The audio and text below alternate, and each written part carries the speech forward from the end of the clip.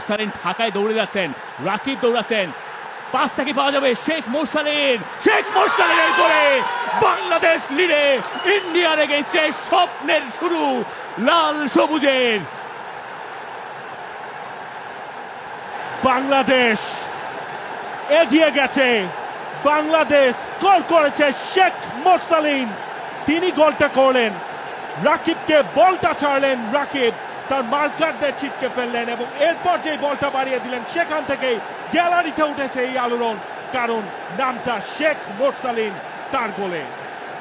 Classic counter attack এবং সেই দুজন মিলেই কম্বাইন করলেন রাকিব এবং মোরসালিন।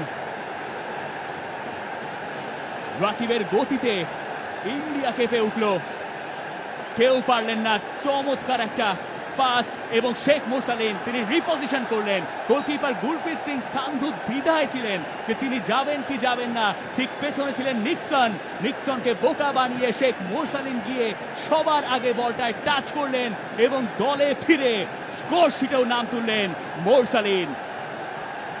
তার ক্যারিয়ারের সপ্তম গোল হয়ে গেছে।